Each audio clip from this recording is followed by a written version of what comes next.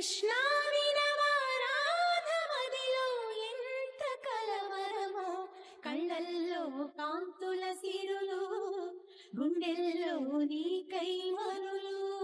దూర వెన్నెలలో జారు వేళలో కన్నెరాధ కదిలే, మధుర రాగమొకటాలకించి తన ప్రియుని కొరకు వెతికే.